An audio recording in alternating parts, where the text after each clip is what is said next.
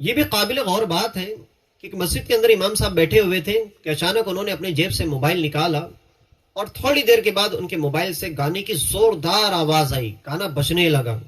اب جتنے بھی مسجد کے اندر لوگ بیٹھے ہوئے تھے وہ سب کے سب الرٹ ہو گئے، اور الرٹ ہونے کے بعد امام صاحب کو اس طریقے سے وہ گھورنے لگے جیسے امام صاحب کوئی ٹیررسٹ ہو، کوئی اجنبی آدمی مسجد میں آ گیا ہو۔ خیر، اب وہ لوگ امام صاحب کے پاس پہنچے، کچھ لوگ اس میں سے امام صاحب کے اوپر بھڑک گئے، تو ان کے چلانے کی وجہ سے جو باہر لوگ تھے وہ بھی مسجد کے اندر آ پہنچے۔ اب ہوا یہ کہ وہ لوگ کہنے لگے امام صاحب آپ کو شرم نہیں آتی ہے؟ آپ مسجد کے اندر بیٹھ کر گانے سنتے ہو، آپ مسجد کے اندر موبائل کے اوپر گانے بجاتے ہو، آپ کو مسجد کا احترام معلوم نہیں ہے؟ اب امام صاحب اپنی صفائی میں کچھ کہتے، لوگ کئی ادھر سے چلاتے، کئی ادھر سے بولتے، کوئی ادھر سے بولتے، گویا کہ امام صاحب کی کئی آواز گم ہو گئی، امام صاحب کو بولنے کا موقع ہی نہیں دیا گیا۔ اب اسی اسنا کے اندر لڑائی جھگڑے کے اندر یہ طے پایا کہ یہ امام صاحب ہمارے مسجد کے اندر امامت کرنے کے لائق نہیں ہے، یعنی مسلح پہ کھڑے نہیں کیا جا سکتے، ان کے پیچھے نماز نہیں پڑھی جا سکتی ہے، انہیں ابھی کے ابھی مسجد سے نکال دیا جائے، ڈسمس کر دیا جائے۔ اب خیر، وہ امام صاحب کی چھٹی ہو گئی۔ بعد ازاں جب امام صاحب کو نکال دیا گیا، مسجد سے لوگ چلے گئے، ہنگامہ ختم ہوا، تو یہ بات معلوم ہوئی کہ امام صاحب مسجد کے اندر بیٹھ کے اپنا واٹس ایپ چیک کر رہے تھے۔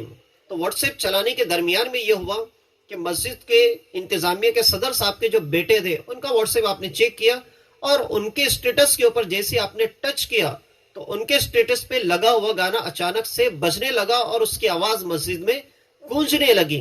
تو اب بتائیے کہ جب یہ چیز سوسائٹی کے اندر معلوم ہو گئی، لوگوں کو معلوم ہو گیا کہ مسجد کے صدر صاحب کے بیٹے کے واٹس ایپ اسٹیٹس کے اوپر گانا لگا ہوا تھا۔ اب واٹس ایپ اسٹیٹس کے اوپر گانا لگا ہوا تھا تو قصوروار گانا لگانے والا نہیں ہے، غلطی سے کہیے، بے اختیاری سے کہیے، جان بوجھ کر کہیے، امام صاحب نے اس کے اوپر ٹچ کیا اور وہ گانا بجنے لگا، اور وہ بجنے کی وجہ سے امام صاحب کو مسجد سے ڈسمس کر دیا گیا، تو یہ غلطی کی وجہ سے تو مسجد کے صدر صاحب کو نکال دینا چاہیے تھا۔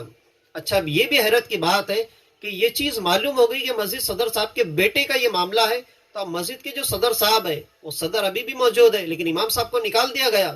اب یہ نہیں کہ امام صاحب سے معافی تلافی کرتے اس کے بعد دوبارہ انہیں مسلح پر بحال کیا جاتا، تو ایسا بھی نہیں کیا گیا۔ تو یہ حالات ہماری سوسائٹی کے بن چکے ہیں کہ گناہ کوئی اور کرتا ہے، سزا کوئی اور بھگتتا ہے۔ تو یہ واقعہ سنانے کا مطلب یہ ہے کہ آپ فیصلہ کیجئے کیا صحیح ہے کیا غلط ہے۔